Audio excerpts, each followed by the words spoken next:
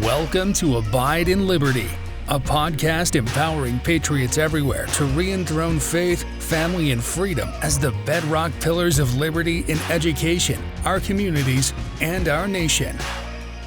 Hello, everyone, and welcome to this week's Abide in Liberty episode. Not only is this week's episode, but this is also going to be the last episode of Abide in Liberty. I took a couple of weeks off over the Christmas and New Year's break, and I've been, thinking about where we've been so far in the podcast, what we've talked about, and where to go from here. And, I kind of keep coming back to the same basic set of things. I don't have anything new and interesting to say. So rather than, trying to find different ways to say the same things again, I think we're just going to wrap it up. It's been a good run, and I think this is going to be it. I did consider, do I want to start taking on current events, do a little bit more political commentary? And, there are a lot of people who do that and who do it better than I could ever find time to do myself with running the school and everything else that we've got going on with our family. I just feel like it's time to put the time that I have been putting into this podcast into other things, especially since, I feel like I've said what I need to say. I've already in some of the past few episodes come back to a few just basic ideas and concepts that you don't need my help to go out and apply. One of those is principles over politics. I've criticized Biden on the basis of principle. I've criticized Trump on the basis of principle. And I firmly believe that with George Washington, I echo the concerns that he gave in his farewell address, that the spirit of party is a real problem, that when we get locked into a political ideology or a political party and we refuse to speak with people on the other aisle or even try and see the world from their point of view, when we will accept what a favorite political pundit says just because we like them and that's the person that we voted for, without critically evaluating whether the thing that they're doing or the thing that they're saying is righteous or evil, I think that's a major, major problem. The other thing I keep coming back to is the reality that God is real and so is Satan.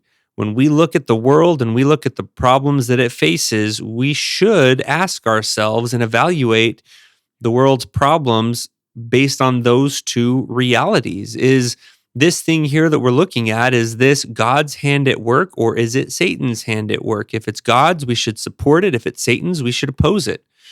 It really is that simple. And, it floors me and surprises me every single time, I'd have a conversation with somebody that tries to justify how great public school is, when you simply have to look at the fact that kicking God out, that is a satanic victory. And when you kick God out, what replaces him? There is no middle ground. There is no gray area guy. It's God or Satan. And if God's not there, the other guy is reigning. And we've seen the results of Satan's infiltration of our public school system over the past 60 years. And it has grown horns and just gone crazy in the past couple of years. And I shouldn't pick on public schools too much. This is a societal issue. That's just one that's near and dear to my heart because of the profession that I'm in and what my wife and I are doing with Liberty Youth Academy. The other thing I keep coming back to is this country was founded by God.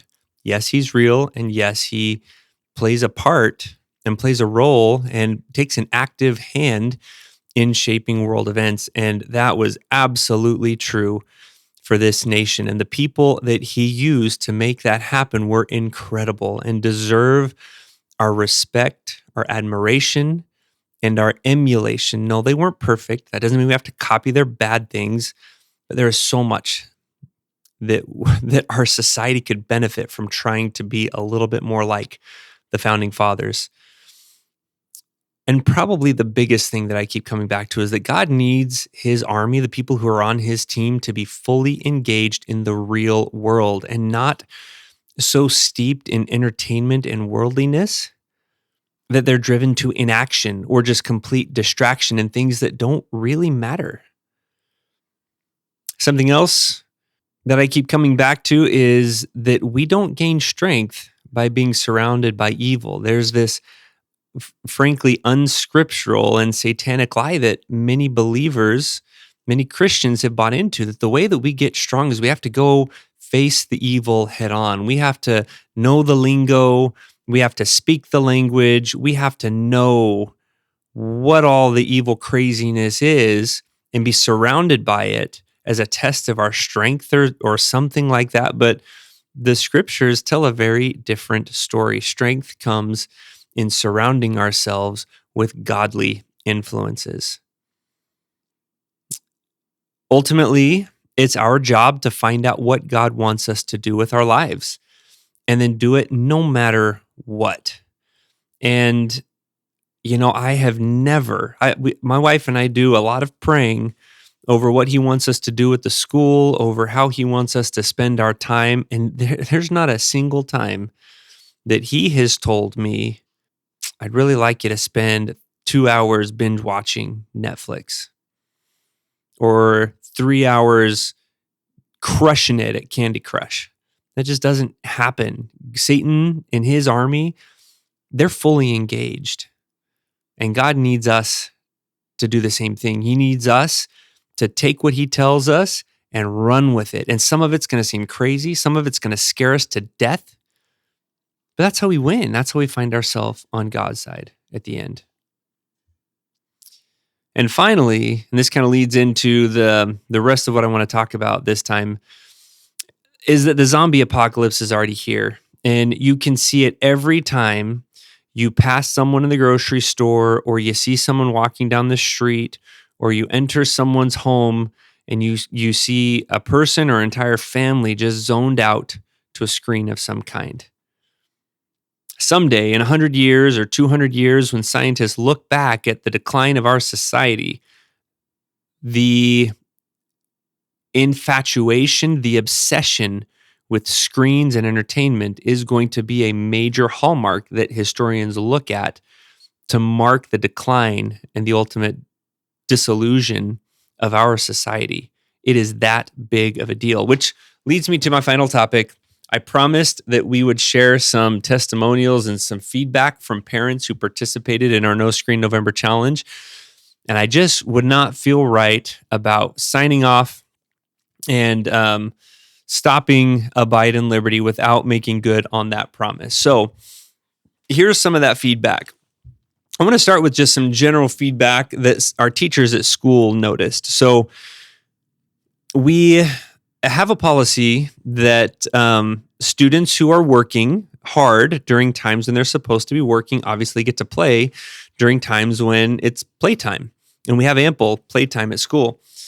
On the flip side, students who choose not to work during work time, but choose to rather to play, they get to make up that lost work time when everyone else is playing. So at lunch and recess, they bring their food out, and if they wasted 15 minutes, they were goofing off 15 minutes during math or language arts, then they get to make up that time at lunch. And over No Screen November, the first week, I think by the end of the first week and beginning of the second week, we went from having like 20 plus kids out at this makeup period for at least some portion of that recess makeup period, down to, we had several days where we only had one or two. The ability of these kids to focus was absolutely astounding how much they improved. I think that was the biggest thing that we could easily measurably see at a macro level. But then as we talked to all of our teachers, they had kids who, I guess the other thing, that's not true. The other thing is I help out in about 2 or 3 different classes with math as kind of a stand-in aid. And when students, miss a problem, they have to correct it the next day. And if they miss it again, we call those second corrections. It's their second time trying to correct them. And we as teachers or aides will go around and help them work through it. Well, prior to No Screen November, I was really struggling with really not very many kids. It shouldn't have been this much of a struggle, but it was trying to help them get through those second corrections. There were a lot of mistakes, and they were struggling to fix the mistakes even after explaining them. Well, during No Screen November, they were fixing most of their own mistakes. They were catching it. They were preventing them. And then when they did make mistakes, they were resolving them themselves for the most part. And then for those that they couldn't, when it came time for me to come around and help them, they were picking up on the concept so much faster. So I ended up having all kinds of extra time at the end of each math period because we were able to get through all of these questions and second corrections so much faster. The other thing that was disheartening to see was that as soon as No Screen November ended, the difficulty concentrating and getting through those corrections with math came right back. I mean, it took a day or two and that was it. And that table where kids make up for the time that they missed during work time filled right back up. We were right back to 20 plus students wrapping up work that they either didn't get to or that they just didn't do because they were goofing off or having a hard time focusing. So guys, this, when we talk about No Screen November, the effects of this are real, and the compounded impact on the future of these children of having so much time wasted because they are incapable of focusing and concentrating is the impact of that over a lifetime and over years of education is absolutely astounding. But if they could come in and focus every day of their school career for the 18 years, well, I guess not 18, they start when they're 5, 13 years that they're doing that through high school, imagine how much more they'd be able to accomplish, how much more they'd be able to advance, how much more ready they would be for whatever their profession is going to be. And how, anyways, enough said, but guys, it's real. It's time to pull our head out of the sand and do something different. And if you notice these changes, stick with them. Stick with them. You don't have to go back. You get to shape your own world. There's no one holding a gun to your head, forcing you to go along with the trends of the world. We don't have to follow everyone else over the cliff. All right. So reading some parent feedback. This one came from a parent who started No Screen November a little bit early, but already had seen some benefits. She said that her son is doing great, never asked to watch TV. She rewards him 1/4 for each no screen day. This is a very young child, so that he can pay for pizza day and out of dress code day. The money is not the driver because he never asks for them. Overall, he is more cooperative and less talk back. We like no screen days. I want to do this forever. Another mom said, our family had a very positive experience with No Screen November. Our daughter sketched hundreds of pictures, built a fort in the TV room, and read a whole series of books. She also had no problem going to bed on time, practicing the piano, and doing her chores when asked. Our son read a lot of books as well and got working on his homework as soon as he got home. As a family, we listened to a lot of music, put together a couple puzzles, and had good conversations throughout the day. This was a great experience for our children and family. It has helped us stick to the no screen policy Monday through Thursday and limit our use on the weekend. Can't wait to do it again. Again, what did they miss out on? Some TV shows, but they were creating, they were building, they were reading, they were learning, they were accomplishing meaningful things like homework. They were playing games together, they were interacting, they were building family relationships and actual memories.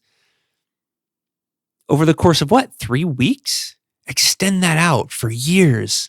And just imagine how this family and these kids would transform. And it sounds like they're planning on implementing some lifelong changes. So kudos to you. Go do it. This is from another mom. We were pleasantly surprised with all of the improvements we had after removing screen time for our 8-year-old son. He is a naturally energetic child and has a diagnosis of high-functioning autism and ADHD. After hearing the benefits of not having screen time, we were all committed to staying the course for the entire month. Even our son was steadfast in avoiding screens and would shield his eyes if a stranger's phone came into view. The biggest change we saw in him happened around week 3, which is fairly typical for neurosensitive children, like this young man is. His increase in focus and creative thinking was very apparent. Toys he hadn't played with in a long time became exciting again and inspiring. He would spend an hour putting together something when 3 weeks prior we couldn't even get him to sit down to dinner for more than 2 minutes. The most amazing part was the conversations we had. Instead of focusing on when he could play his game next, it was about what he could create next. Consuming versus creating. He's creating something in his world rather than consuming someone else's creativity, which is really what video games is, right? Someone else had the creativity to come up with that game, and you're just consuming it. You're repeating it. You're not doing anything new or different. Even in a world like Minecraft, there are boundaries limited by the imagination of the person who created it or the people who created it. Going on, a little sidebar there. We as a family were able to connect better and not worry about the "can I watch something" question. I will note that we are not a family that is heavy on screen time during other months, but the little bit that we do allow apparently makes a major difference. When the end of November rolled around, we did allow our son to have his limited screen time back, and that was the most shocking change of all. Immediately, he was unfocused, more energetic, and had trouble going to sleep. After going through this experiment, my husband and I realized we need to have a screen time plan for our family. We now know there is a major benefit in avoiding what screens we can. In our modern world, I don't think there's any way to avoid it altogether, but putting up boundaries for our family has become a priority. And that's what we found too. For our kids, there is a way that we can, especially during those developmental years. And when I say that, that's not just when they're developing physically the most, when they're very young, but even in adolescence, when their frontal lobe is going through its biggest growth spurt in puberty and after, that's the worst time to have them all doped up on screen time. So as parents, we need to, I think there is a way in the modern world to have our kids live without it. Our kids do. And it does limit them a little bit. My son has to carry around a physical dance card for our church dances as opposed to the app, but he still goes. It's a little inconvenient, but he still gets to participate. So there is a way to do it. But as a parent, it is a little more challenging. There's still emails to answer, but there are certainly ways to manage it. And if we allow our kids to fully develop and get their frontal lobe fully developed before they have to decide what to do with screens, they're going to be a lot more able to manage and control themselves as adults than if their development is stunted by exposure during crucial developmental years. All right. So this is from another mom. The biggest thing, so this is from a parent who, kind of like us, had pretty good screen time boundaries in place. There was not a lot of screen time happening with her kids anyways. So she didn't see any major differences from their control versus taking away all screens. They'd kind of already found that sweet spot, that amount of screen time that their kids can handle without exhibiting poor behaviors or having adverse side effects. But she did still have some things that I thought were important. She said, the biggest thing I noticed is that a lot of parents are not on board with no screens. I got a lot of judgment and negative criticism for encouraging my kids to participate. I couldn't believe how many friends and family gave me pushback about not doing screens for the month. I think this was my biggest shocker. This alone is what makes me want to continue doing very limited screen time and try and find ways to not be dependent on them. I mean, this is kind of is like one of those things where, I'm floored when people are upset by my Christian beliefs and the things that makes me do, right? Like, so abstaining from sexual relations before marriage, or not, in my case, not drinking alcohol, or not using, vulgar language. There are people out there who are genuinely ticked when they're confronted with someone who is managing and controlling themselves around Christian principles like that. And the only conclusion I can come to is the reason why that makes them so mad is that there's a part of them. We're all born with a conscience. We're all born with the light of Christ. We know right from wrong. Adam ate of the fruit of the tree of knowledge of good and evil, and we all know what right from wrong is. But someone who is doing wrong and doesn't want to feel guilty about it, doesn't want to have to see somebody else who is choosing right. So there's, I think, a guilt factor there. And I can't for the life of me understand why a parent would be, or why there would be so much pushback over a challenge like this.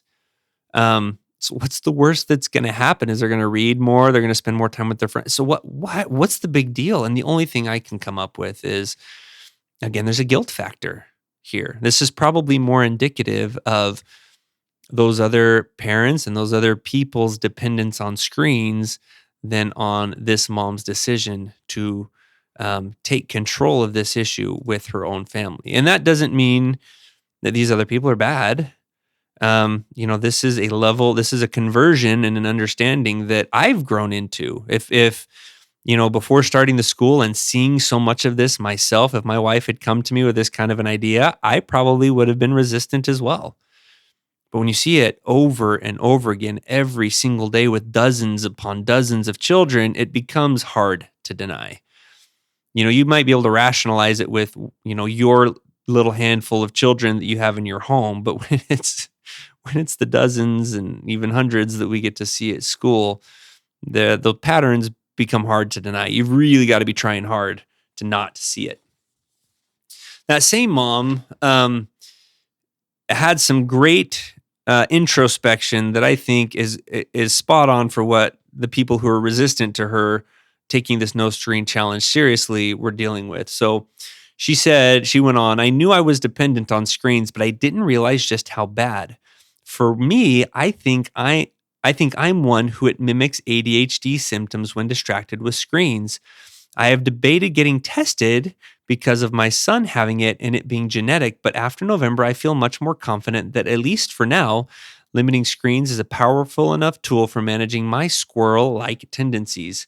I noticed a big difference in my mood. I find that it is hard to feel sadness and depression without wanting to turn to my phone for a quick fix. Recognizing that and then taking the time to feel my feelings really helped me not to react in a negative manner to things that would have been triggering for me. And I saw this same thing in myself. We've been pretty good about controlling screens for our kids for the past many years, but there were really no limits on myself. And so we're kind of in the same boat where we saw some benefits with our kids. They were more kind to each other. They played better together.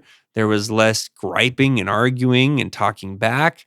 They read a lot more. They were outside a lot more. So there was a lot of great things that we saw, but I saw the biggest changes in myself, in my own mood and in my own mentality, in my ability to cope with stress, in the amount that I was able to do when I wasn't constantly barraged with notifications and buzzing, vibrating phones.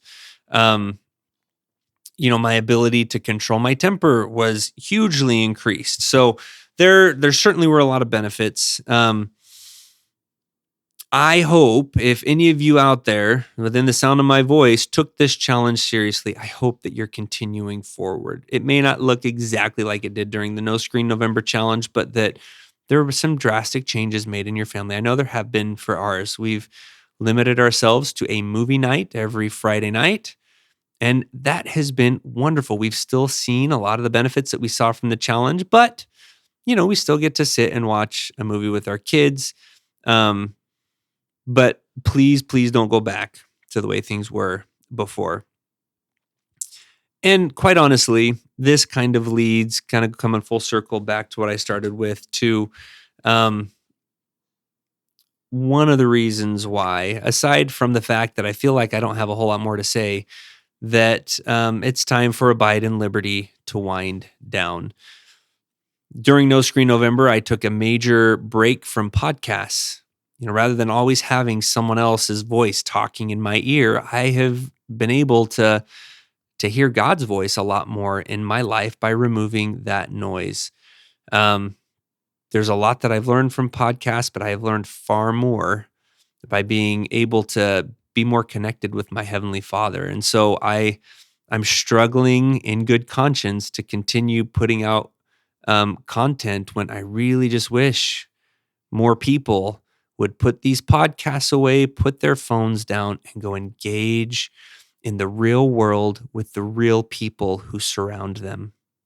Yes, I know that you're probably learning a lot from the podcast, but you can learn a ton, way more from the people who surround you. I think I've mentioned I've wasted so much time watching YouTubes on, how to make things happen with our homesteading here and online research. And since I've forced myself to stop learning from those sources and go to the real people who surround me in my immediate network here, I've learned far more, far quicker, and avoided wasting so much time in doing that. That doesn't always work. I needed to fix the brakes on my car this week, and YouTube was still a great resource for that. But there are, as it turns out, there are actually very few things that we actually need our phones and the internet and Google and YouTube for.